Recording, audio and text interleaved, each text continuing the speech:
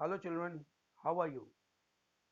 In today's video clipping, we will be learning about the formal letter, its various steps and how we are going to write the body. आज का जो video clipping है इसमें हम लोग formal letter के बारे में सीखेंगे। फॉर्मल लेटर आसान तरीके से कैसे समझा जाए, क्या क्या उसके मेन पॉइंट्स हैं, अगर उसको सही से फॉलो किया जाए, I hope you are not going to lose any marks at all. Okay, so uh, let's start this video and please watch till the very end of this video. Okay, क्योंकि last में मैं कुछ और भी tricks आपको दूंगा, ठीक है ना? तो here we are going to start. तो देखो फॉर्मल लेटर क्या होता है। फॉर्मल लेटर का मतलब ऑफिशियल लेटर। फॉर्मल लेटर का मीनिंग ऑफिशियल लेटर। इस लेटर को हम कभी भी लिखेंगे तो किसी ऑफिस के लिए लिखेंगे। और जहां तक बात हुई आपके क्लास के एग्जामिनेशन में आने वाले फॉर्मल लेटर की, तो मोस्ट प्रोबेबली यह आपका अ लेटर और an application to the principal और लाइब्रेरियन ऐसा ही होना है, ठीक है ना? तो देखिए, एक फॉर्मल लेटर को हम लोग एक फॉर्मल लेटर को हम लोग कुछ स्टेप्स में बांट के लिखते हैं और हमें इन स्टेप्स को स्ट्रिक्टली फॉलो करना है। Again I am repeating, we have to follow these steps very strictly. और ऑल टुगेदर 7 स्टेप्स में हम फॉर्मल लेटर को लिखते हैं और प्रत्येक स्टेप यानी ईच स्टेप के बाद हमें एक लाइन को छोड़ना है, ठीक है? तो फर्स्ट ऑफ ऑल हम लोग सेंडर्स एड्रेस लिखते हैं। ये सेंडर्स एड्रेस में होता क्या है, जो व्यक्ति अपना एप्लीकेशन लिख रहा है उस व्यक्ति का एड्रेस। ओके, उसके बाद हम एक लाइन की गैपिंग छोड़ेंगे। उसके बाद जस्ट एक लाइन में ही लिखना है हमें, एक सीध में। उसके बाद डेट लिखना है। डेट का मैंने यहाँ एग्जाम्पल दे रखा है 14 सितंबर। उसके बाद कॉमा है, आप लोगों को भी कॉमा डालना है। Please don't forget to leave to write the comma, otherwise your marks will be losing here. Date में 14 सितंबर 2021 डालना।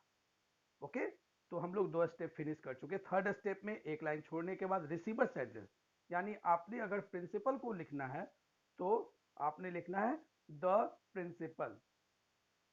जिस स्कूल के प्रिंसिपल हैं उस स्कूल की एड्रेस डाल देनी है। टू मत लगाना, टू द प्रिंसिपल नहीं, सिर्फ द प्रिंसिपल होगा।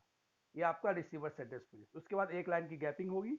उसके बाद सब्जेक्ट देना है, सब्जेक्ट में लिखना है। सब्जेक्ट आपको लिखना होगा, उसमें लिखना है to give, to grant 2 days leaves. उसके बाद सैल्यूटेशन आता है, एक लाइन छोड़ के सैल्यूटेशन हम लोग लिखेंगे। सैल्यूटेशन का मतलब जैसे डियर सर और रिस्पेक्टेड सर, ये लिखना है। उसके बाद कॉमा नहीं डालना है, देखो नो कॉमा लिखा हुआ है आपके बोर्ड पे, कॉमा नहीं डालना है। उसके बाद एक लाइन की गैपिंग है। उसके बाद बॉडी, बॉडी लिखनी है लेटर की। वो बॉडी 3 पार्ट में डिवाइडेड होगी। फर्स्ट पैराग्राफ में इंट्रोडक्शन ऑफ क्वेश्चन देना है कि आपको क्या चाहिए। एक लाइन की गैपिंग छोड़ने के बाद उसको एक्सप्लेन करना आखिर ऐसा क्यों चाहिए। फिर एक लाइन की गैपिंग डालना है और लास्ट में क्लोजिंग पैराग्राफ में लिखना है so I request you to whatever your question demands, उसको लिखना है। I will be thankful to you for this act. उसके बाद एक लाइन छोड़ देना है। हमारा 7th स्टेप में जाना है, सब्सक्रिप्शन लिखना है। योर्स सिंसियरली, एस के पहले कोई कॉमा नहीं डालना, योर्स सिंसियरली अपना नाम डाल देना है। अगर ये स्कूल एप्लीकेशन है तो आपको अपना नाम डालना होगा। उसके जस्ट नीचे क्लास और सेक्शन डालना होगा। उसके जस्ट नीचे आपको रोल नंबर डालना होगा। अब इसके बाद we are going to learn about how we are going to write the body. अब मैं आपको एक चीज समझा दूं, बॉडी एक इंपॉर्टेंट पार्ट होती है फॉर्मल लेटर की। अगर आपने इस बॉडी में करेक्ट इंफॉर्मेशन नहीं डाला है तो ग्रामर में मार्क्स आप, ग्रामेटिकली करेक्शन होना चाहिए, नहीं तो मार्क्स आप लूज कर जाओगे। देखो यहाँ पे बॉडी का मैंने एग्जांपल दिया है। देखो यहाँ पर लिखा हुआ है बॉडी, कैसे ऑफिशियल लेटर की बॉडी होती है एप्लीकेशन के लिए। Body of the letter, first paragraph में मैंने इंट्रोड्यूस किया क्वेश्चन को। With due respect I have to state that I could not attend my class from 11/9/21 to 5 to जो डेट होगा जितने दिन की चाहिए वो उतना आप डाल दो, इतने डेट टू इतना date, particular date to particular date. ये आपका फर्स्ट पैराग्राफ यानी इंट्रोडक्शन फिनिश हो गया। नेक्स्ट पैराग्राफ एक लाइन छोड़ के जाना है हमें, बॉडी भी 3 पैराग्राफ में होगी। It happened that I got wet in rain while returning from school, full stop. I was suffering from cough and cold. My doctor advised me to stay home. ये आपका एक्सप्लेनेशन हो गया। Closing paragraph की ओर move करते हैं। लिखना है एक लाइन छोड़ करके थर्ड पैराग्राफ में, so I request you to grant me 2 days leave. I will be thankful to you for this support. ठीक है, इस प्रकार we watch that, so we watch that in this way, we watch that we have finished our body. Body में 50% marks included रहता है।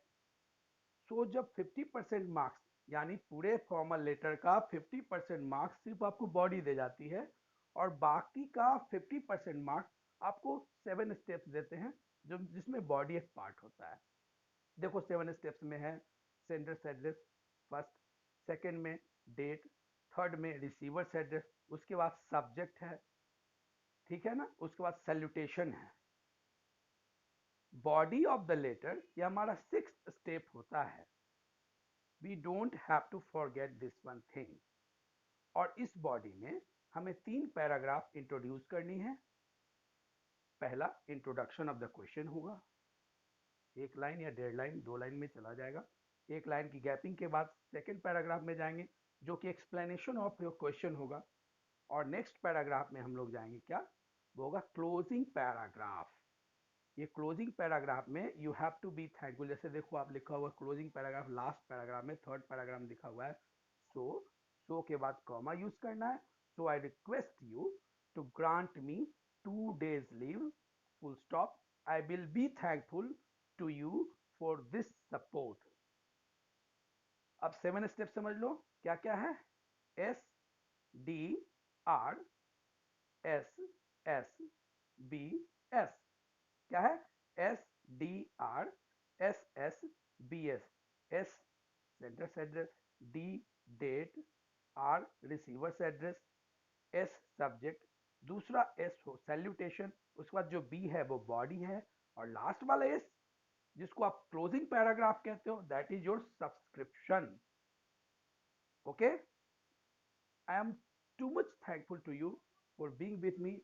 Thank you everybody, and I hope do best for examination. Thank you all. Bye bye.